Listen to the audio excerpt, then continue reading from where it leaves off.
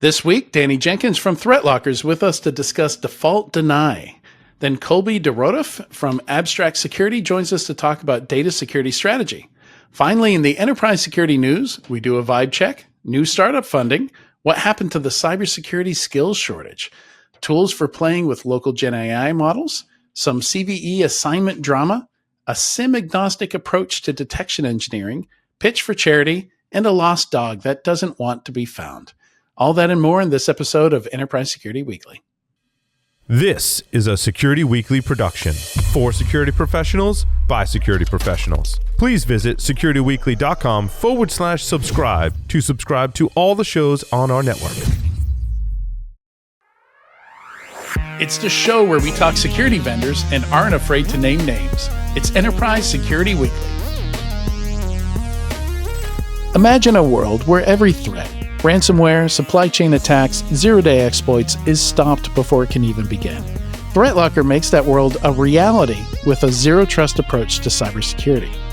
By giving you granular control and every executable in your environment, Threatlocker protects your business around the clock. No more guessing, no more gaps. Just rock-solid protection that keeps your operations running smoothly and your data secure. Discover how Threatlocker's least privilege approach can safeguard your organization against known and unknown threats. Take the first step towards total peace of mind by visiting securityweekly.com/Threatlocker today. Welcome to Enterprise Security Weekly and happy National Farm Animals Day. Today is episode 402, recorded on Thursday, April 10th, 2025.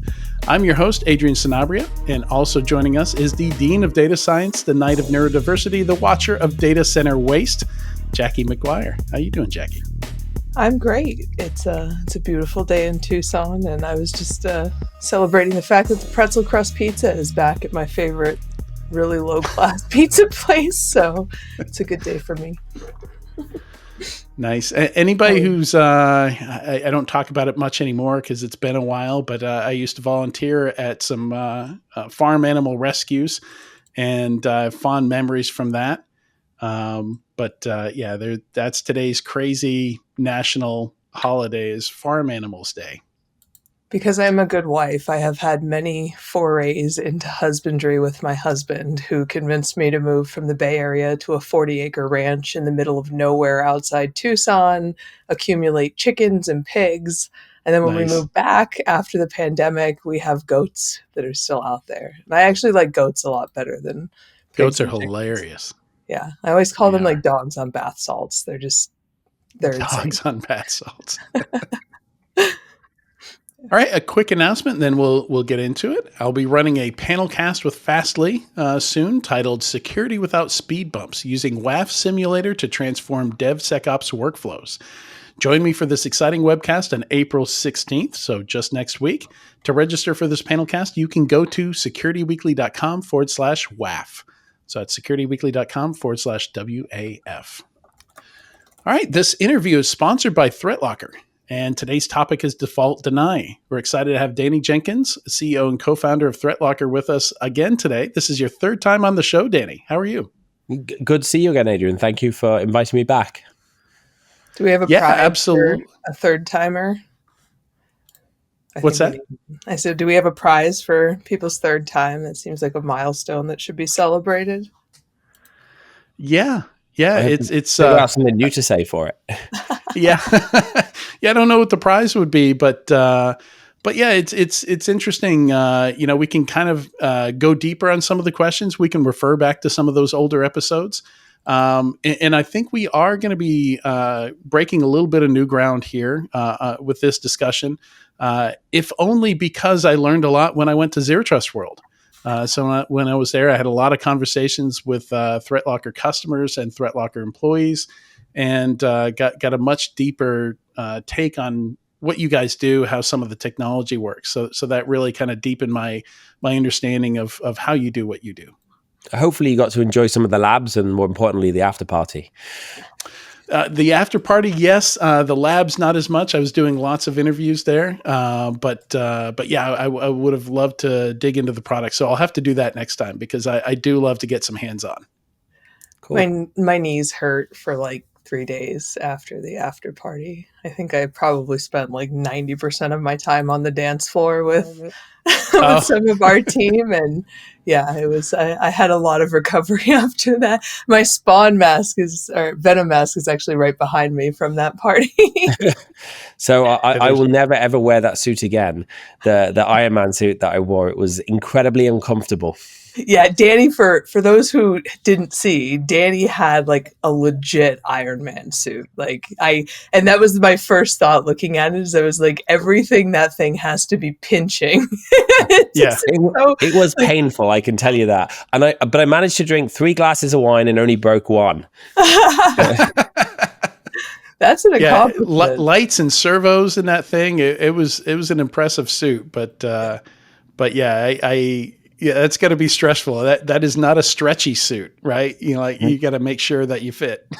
Yeah, it was not stretchy. It was very difficult to walk, and I did a few hours. I mean, it took an hour to get it on, and I think I did an hour and a half or 2 hours at the party with it, and then went and got changed. Yeah, You should I have weighed bet. Yeah. yourself before and after to see how much sweat you actually sweat. lost. Yeah, We used to it do was that cool when I looking, but not raced. comfortable.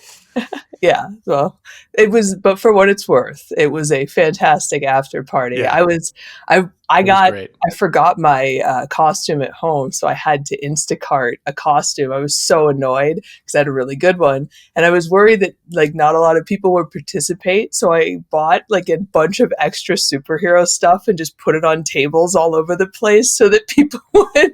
And then throughout the evening, the looser people got, the more they put masks on. So it made me happy. It was a really fun after party. Yeah.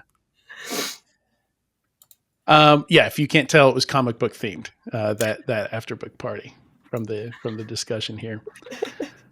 So jumping into it, default deny. It's interesting because when people talk about zero trust, us that have been in the industry for 2 or 3 decades, it's actually a very familiar conversation. The idea of the principle of least privilege or default deny. If you've ever managed a firewall or worked with firewalls at all, it's a very familiar concept. And early on in cybersecurity in the 2000s, we saw some attempts to apply this principle to network. So we had network access control was a big market that unfortunately ran into the Great Recession. Not a lot of those companies survived that. And there's just a lot of complexity, a lot of difficulty when you try and to apply this at scale to everything. The idea that, okay, nothing's allowed on the network unless it authenticates correctly. It's got antivirus that's up to date. The patches are up to date. It's a great idea, but implementing it often run into issues. And even in Threatlocker's space early on, there were some attempts there that, again, all of a sudden it's like implementing that default deny firewall again, but times every employee, multiplied by every asset in every employee, which created some, I think they called it exception hell back in the day, where you come up with a policy that you think would work across all workers, and then you find out your employees have very different needs when it comes to access to applications and things like that. And I think that's always been the challenge, is how do we solve the problem, make it easy and make it viable? And when we started Threatlocker, I remember thinking, I've got 2 goals. And today we have 54,000 companies that use Threatlocker. But I wanted to find a small company that can successfully deploy and use Threatlocker. And I wanted to find a big company, because we have to make this, unfortunately, this is the only way we can secure our environment. If you're even a 100-employee company, someone's going to get a user to run something at some point which allows them to access your network, your files, and everything else. So what we decided was, we've got to make this viable and easy, and we had to deal with the update hell, and we had to deal with the approval request hell, and we had to deal with the learning hell of figuring out what it was. And I remember when we first did the math on it as a business plan, at the time there was less than 0.25% of companies that used allow listing, even, and that's just one of the components. And we said, even if we signed up the entire 0.25%, the innovation it would take to build this product would make us lose so much money. It was unbelievable. So we went off and said, well, what if we change the mark? What if we change the 0.25% to 100% or 80% or 40%? Then we've got such a big opportunity, and it's going to cost us a lot of money. It's going to cost us ridiculous investment on people and update tracking and technology, but we can actually make at least a break-even business from it. Yeah, and it's I think that's huge. Like oftentimes you see kind of imaginary TAMs in market, right? But this was a big opportunity, and we often see this in cybersecurity, where it's not the idea that was bad; it was the implementation. The implementation was just didn't take into account some of the realities that you run into when you actually deploy this stuff, and And yeah, so I want to dig into that a little bit. Like what were some of those key innovations that allowed you to hit that big company, and also make it doable at a small company where you probably have a single IT person, right? Yeah, and sometimes not even an IT person, an MSP that's outsourced and looking after this part-time. So Right. I think there was three fundamental, and we talk a lot about allow listing, and when we think about our platform, it does everything from allow listing to controlling what apps can do, to taking away admin permissions and only allowing certain apps to run as an admin, to web controls, to automated response to indicators of compromise. So you can do things like say, I'm going to allow this, but if somebody breaks a rule, I'm going to immediately lock down all admin tools so until the alert's being cleared. And there's a whole bunch, but we talk about allow listing a lot, and that was the big challenge, and that was our number one thing to overcome. And what we realized is there's three problems. One is, how do you even know what people in your company are running? Because most companies, I'll ask them at the beginning of a demo, how many apps do you think you have? And they'll say 80, 50, and then we'll deploy and there'll be 600. So that was the first thing. The second thing was, how do I deal with the fact that apps change all the time? Every time you open Zoom, there's an update. Every time you open Windows, there's multiple Windows updates a month. Chrome is updating every day. And when you allow list a single file, it's going to cause a problem. If you allow list a directory, it's kind of pointless at this stage. So we had to deal with that. And we had to deal with the user experience and approval process for when exceptions are needed, when somebody needs to run new software. And for us, we put so much investment, first of all, into the updates, because we said, look, we cannot have computers not booting because Windows updates were blocked, or no one be able to open Office or get into Zoom. So from day one, we went out and we started tracking every single update for every app. And today we track about 8,000 different apps. Most of them are actually sent to us before they're released by the vendors. So if there's a new version of Zoom tomorrow, and you've got a policy for Zoom, it will continue to run. You don't even think about it. It's just Threatlocker deals with that. So that was the hardest part to deal with. And we realized that this has to be done through technology, through partnership, and through a large team. And it's the biggest department in our company is our labs department, our apps department, really. So that was the fundamental problem one. And the next biggest problem was, how do we actually learn this? I can't give you a list of hashes. You've got 100,000, 20,000, 30,000 hashes. How do we learn what's on your machine? How do we categorize it into applications? How do we build custom rules where they need to? Because you'll take certain applications like Dropbox, for example. Every time you download it, the hash changes. So we have to make exceptions there where we say, okay, if it's digitally signed by Dropbox and it's this file name, then we know it's part of Dropbox. So how do we know all that? And it was really about building out so much intelligence and learning collectively. Now we've got millions of endpoints. So as soon as you deploy Threatlocker, we see some random weird payroll app and we know exactly how it behaves. And we're able to implement that rule set for you because we say, this is Thomson Reuters X and this is what you need to do to make it run. And the end experience for the IT person is, I deploy an agent, it learns my environment, it tells me what I've got. The end experience for the user is, I run the apps I run every day, I don't change them, they're free to update.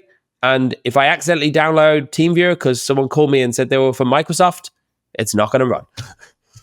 Yeah. And I love that you use Zoom as an example, because when does somebody click a Zoom link and get that new version of Zoom? Usually 1 minute after the meeting is already started, right? Yeah. So there's there's literally zero time that they have to you maybe request a new version and pester somebody to get that to install. And I think that's what's important. We cannot block business. If we block business, customers won't use us. And what we did is we proved that denying by default is not only the most secure solution, but it's actually the easiest solution. And people often say, well, how's it easier? It's like, well, think about this. How often has a piece of security software, an EDR, an antivirus, been running smoothly? You use the same app every single day, and then one day a piece of malware comes out that happens to match something similar to your software, and boom, your software shut down. And we're very successful in manufacturing industries, in airports, in hospitals. Now, airports never want to shut down, and the reason we're very successful in these is because they can't afford uncontrolled change in their environment. So what you have with Threatlocker is, I can run my program, and I know tomorrow I'm going to be able to run my program because I can today. And it's that kind of thing. You're actually now saying, well, I'm not getting random things blocked. Users aren't installing garbage that could break my machine, and malware can't run. And suddenly your SOC is really quiet because they're getting no alerts because no one's doing anything bad. You have less indicators of alarms going off. You have less events to respond to. You give a user a laptop and you say, okay, here's Office, Chrome, Zoom, all of your Dell drivers, everything that you need. Here's Teams. And it continues to work. And in 5 years' time, you get that laptop back. The screen's smashed to hell, but the laptop's exactly as it was other than that. Right. With all the updates still installed. Right. Yeah. And there's, it's interesting saying that, I love it when, you not only solve the problem in front of you, but when that has this kind of downstream effect, and it makes other things easier as well.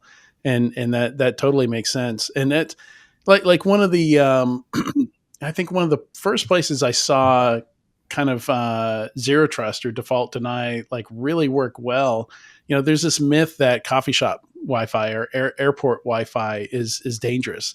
And for years, I would test this myth. I'd jump onto one of these free networks and I'd run a scan. And I don't think over 10 years, all the packet captures, all the scans that I've done to test this myth, I don't think I've ever seen anything other than myself and the router.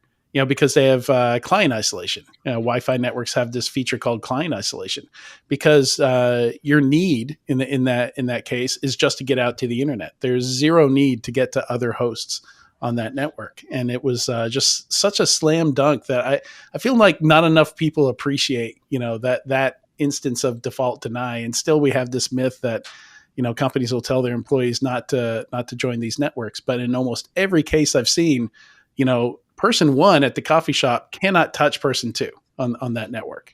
And that's and also the principle of default deny isn't the principle of users can't do anything. It's what do they need to do their job. Exactly. And not just users, but what about the application itself? What does PowerShell need to do to function in your environment in the way you want to use it? Does it need to see the whole internet? No. Does it need to see all of your files? No. And if you start saying, well, these apps don't need to do this, I take these abilities away, it doesn't harm the app because they don't need to do it. It does harm the attacker when they try and exploit the app. And when we see SolarWinds Orion, and we saw that, I'll use the word vulnerability, but backdoor essentially was exploited. It tried to reach out to an attacker, and it didn't need to go to the internet except to SolarWinds. So at that point in time, one entry of deny saved entire attacks from happening, and the user has no impact. And if you can build a system that does that, it means, and you can set up your environment in that way. Are you risk free? No, but does your surface area attack get so small that to hack you is so difficult? It's not going to be worth it. And we connect to Wi-Fi all the time. Are we concerned about our devices on the network? No, because we block all unbound traffic on our network, on our laptops anyway. So even if Starbucks didn't segment with their Wi-Fi and have client isolation, I'm not worried about someone connecting. Am I worried that maybe I'll get a evil portal or something? Well, I'm not worried for me because I'm not stupid enough to put my Office 365, but we have to make sure our users don't. But then we put controls in place to allow that too. And the idea of security controls versus detection and response is the most important thing you can do, because dual factor authentication is going to win all the time versus telling a user not to put their password into something they shouldn't do, because you can never guarantee the user's not going to make a mistake. Yeah. I feel that's key. That's something that rankles me is the human is the biggest risk. And when people say that that's the biggest problem, and my retort to that is often, I think it's actually the security program, or the security team that doesn't take that into account when building their environment. That's the biggest risk.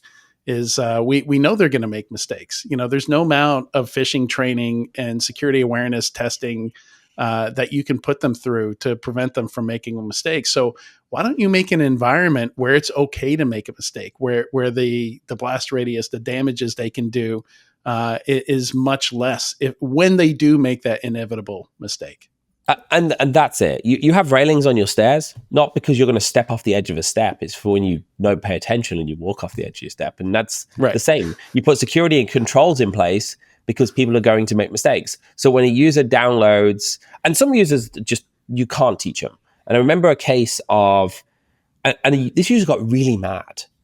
And in the message they sent in, and so when something gets blocked in Threatlocker, it pops up and says, hey, this program's been blocked to protect you from cybersecurity threats. And you can request access from your IT department. And they can put a little note in there saying why. So they request justification. A little justification of why they want it. So there's this random batch file this user requests. And then they also forward the email on saying, you don't have the right to tell me what I can do on my computer. And I'm not lying. So this customer of ours forwarded it's this. It's not your computer. Yeah. First of all. Well, that's true. The customer forwarded it on to me. And it's a document that says mariaresume.doc. So I put this into our sandbox and I open it, and the batch file's been requested, and it says, do you want to enable editing? And I said, yes. And in the sandbox, do you want to enable macros? I said, yes. So it downloads this batch file, tries to run it, and this sandbox had no Threatlocker, and it just encrypted everything on my machine. But the user had clicked on security mistake, one after the other. And instead of going, oh, okay, this is now saying I have to request it, I must have done something I shouldn't do, they were abusive to the IT person. Yeah. Right. Because they were mad because they couldn't infect themselves with ransomware. Yes. And it was amusing, but it was also in a sad state. And I can see why users make mistakes, because I remember a user said to me once, I said, why did you click that? Why would you click enable macros? And then they showed me something once, and they said, look, when I download a file from the internet, a good file, it gives me a warning. When I open the file, it gives me a warning. And then it gives me another warning that I can't edit the file. What's different about this warning? And it becomes routine. Yeah. It's we've just trained them to click OK, to be able to do our work, to be able to carry on, right? It's the same thing as alert fatigue, right? And people have just been, it's one more thing that makes your job difficult to do. I feel like the modern day version of that movie Falling Down is going to begin with like a pop-up ad or like blocking access to an external drive. Somebody snaps. Just going to go on a rampage about it. Yeah. I can totally see that though. And I think like even calling them mistakes, I think the assumption that people aren't going to put their passwords places also assumes like it excludes very sophisticated, but a certain type of attack, right? Like the crypto exchange that lost the insane amount of money, $1.5 billion. It was a UI exploit, right? Yeah, so they actually, so that wasn't even a mistake. It was like I was using a user interface that I thought was legitimate and it was not. So I don't know. Most people aren't malicious, right? So I think we should just assume that text of any type can go any place because it's been entered. Well, already context switching is a big problem for users. Like I can only switch contexts so many times in a day before my brain becomes fried and I just become useless. And if I'm having a context switch into security expert every time I touch a file, every time I open an email, every time there's a link to click, every time there's an attachment to download, like I'm going to be useless after 10 a.m. Right? And I remember once, and look, I am really, really vigilant. And I know the difference between a fake link and a real link, and I know what a real portal is and an evil portal is, and I know where to put my credentials. And we used to use Push Duo, and it's a great product. And I was in 15 times a day, boom, boom, boom, boom, boom. And then I remember once, and it was just a connection that disconnected and reconnected, so it wasn't malicious. But my phone goes boom, and I just click yes. And I think, shit, what did I do? Why did I click on that? And it's that even the people who work in this all the time, and it was nothing serious. I'd left RDP had disconnected on one of the servers I was connected to. It reconnected in the background and it sent another push. But my brain had done it so many times in the day automatically. It just became, and so we immediately changed where you have to enter the code. Right. I did something similar and let one of my kids install a suspect app from the Google App Store, because I have 3 kids who all have phones. They're all preteens and teenagers, and I'm always getting a, Jackson wants to install this, Molly wants to install, and yeah, I clicked yes, and then I was like, wait a second, and I went in my notification history, and I was like, ah, shit, what is that? And so yeah, ended up having to factory reset his phone, the whole thing. It was wonderful. Well, teenagers will try really hard to bypass the security too. They're smart. They're like, absolutely. My kids are scary crafty, like getting around the brakes we tried to put on Gen AI, like all of that. Like, I often think that if people really want to test enterprise software, they should give it to like 12-year-olds, not college kids. Well, I set my Wi-Fi up so I could block the kids' Wi-Fi, and then I changed it to zero trust basis. So I said the kids can't get on, block their MAC address. So you go in and you say block, still on the internet. What the hell is he doing? Changes his MAC address. And I was like, okay, my entire Wi-Fi got switched on its head. You have to enter every MAC address manually now, which is a pain. My guest Wi-Fi, which I don't give the kids the password to, that's different. Yeah, my kids figured out they could mirror their phones to their MacBooks, and somehow I had missed their MacBooks in the downtime policy. So anytime downtime went into effect on their phones at bedtime, they would just remote into their phones from their MacBooks that still had internet access. And I was like, wow, this is my life. Like, I can't even get this stuff to work at my house, and I'm supposed to tell people at Fortune 500s how to get it to work at work. Yeah. Yeah, hot tip to parents: your kids don't just have one email account; they have at least 4. Yeah, and they're 18 on the other 3. Yeah. So something I want to dive into here also is maybe go a little bit deeper on this concept of default deny and how we apply it to different things, because this is one of the things I learned at Zero Trust World. And the thing I really latched onto is kind of just-in-time access to things. The ring fencing technology that you have, and applying these kinds of policies to file access and data access and things like that. So more than just the application itself, because up until this point, we've just talked about the application control. Yeah, and I think what we often think about software not being able to run, and here's the reality on software. Every time you run any software, whether you're an admin or not, it can see all of your files. So if you're a CFO or you're an accountant or you're a salesperson and you open Angry Birds on your computer, it can see all of your files. If you open a Chrome extension like Cooper, it can see all of your passwords on your website. So what we did is, first thing we did is said, well, the best thing to do is not let software run that you don't need, because then it can't see anything. But then we realized, well, what about all the software you need? And so things like PowerShell that have to run on your machine, that can literally run fileless IP scanners or take your files and upload them to the internet. And one of the labs who did Zero Trust World was a rubber ducky. Plug it in, Control R, run PowerShell, upload all your files to the internet. What about RedServe and Run DLL, who can load in-memory attacks? What about Office talking to PowerShell? So we started building out, well, what do apps actually need to talk to? And every app is different. And you think about people saying, well, I'm going to microsegment, I'm going to put them into a virtualized environment. But then you have a problem where you say, well, I need QuickBooks to talk to Outlook. I need Word to talk to Outlook. I don't need Word to talk to QuickBooks.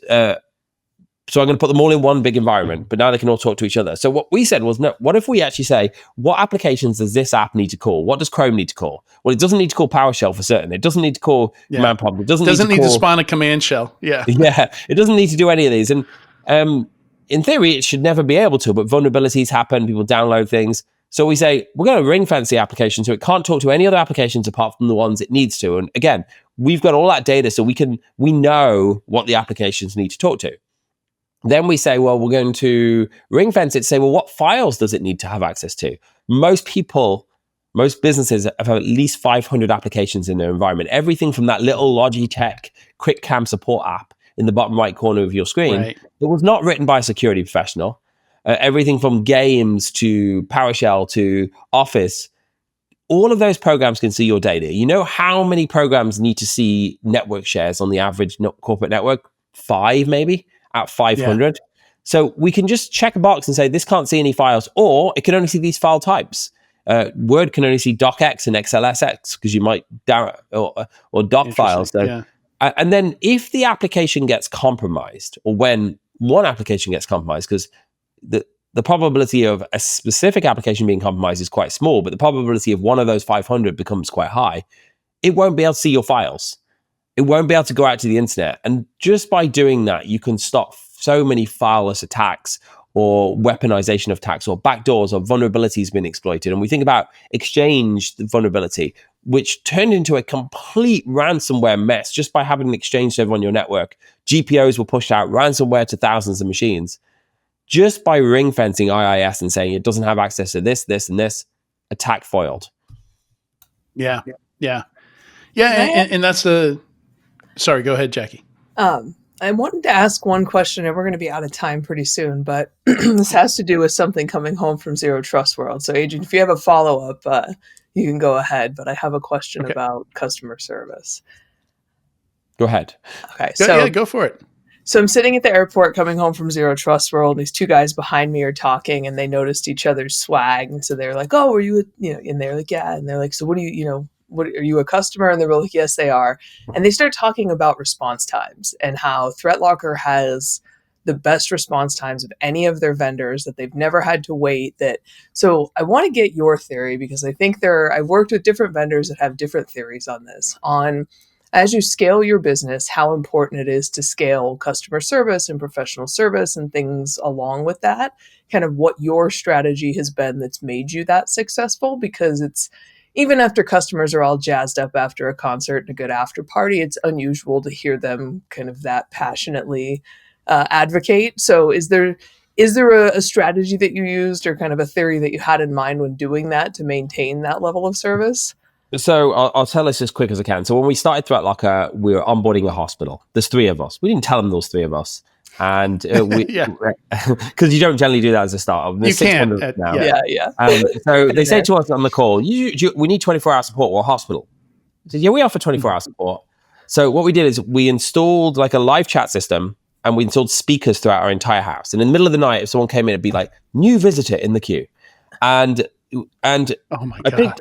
I picked up the chat in the middle of the night, and as soon as I picked it up, the customer said, Danny, why are you picking up chats at 2 a.m. in the morning? Because obviously I've been the sales guy and the onboarding engineer and everything else. And this is when we renamed everybody to Cyber Hero. And that's where the Cyber Hero came from. So they didn't know who we were talking to. So we did that, and what I realized is we had such high conversion rates of trials because people had never had such good service. And our average response time is 23 seconds. Our average approval thumbs up on support is 99.98 something. And normally when someone thumbs down, an end user came into Threatlocker and they want us to prove something, we say no. But what we realize is now we've got airports, we've got airlines, we've got hospitals, we've got banks. And some of these work 9 to 5 and some of them don't. If you don't respond fast and solve people's problems in cybersecurity, you're dead. The time it takes for someone to get from one machine to another is 11 minutes. We also have an MDR that responds at the same speed. So 11 minutes. Time is not a luxury you have in security. So we decided day one we were going to do this. And what we did is when we actually didn't have to do 24-hour support ourselves, and I remember the first day I was not having to thingy, and I was like, how do I turn this 24-hour shift? How do I not have this go through the speakers? I changed it. So if they don't pick up within 60 seconds, it comes through my speakers in my house.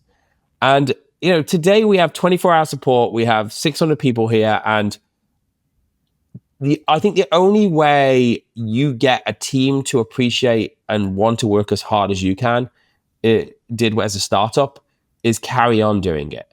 So I got a call at 2 a.m. this morning from Saudi Arabia, and there was a problem. And it was taking too long to fix. And it was taking too long to fix because it was in Saudi Arabia. It was in a Saudi Arabia. We have data centers all over the world. And you know what I did? I got up, I started looking at it. I drove to the office and came in to the office. And when you do that, you manage to get people to think, wow, like Danny's willing to come in at 4 because he believes that this customer with 200 endpoints in Saudi Arabia is important enough. And if people believe I think it's important enough, they almost get embarrassed that they didn't solve the problem, but they also start believing it yourself. So the only way you continue it is you can't handle 1% of the issues at the scale we're at now, but the people see the management team responding to that 1%, they'll respond with the same passion sometimes, or most of the time. Very nice. Yeah. Be the example, right? Yeah. And I hope, 54,000 companies use Threatlocker today, and we've still managed to maintain the same support. And I hope, in a year's time, we have 110,000 companies using Threatlocker and we still have the same support. Awesome. Good stuff. Excellent. Well, Danny, thank you so much for joining me today. This has been a great conversation. Thank you, Adrian. Thank you, Jackie. Thanks. Make sure you visit securityweekly.com/Threatlocker to learn more. And stay tuned. When we come back, we're going to talk data security strategy with Colby Duradoff from Abstract Security.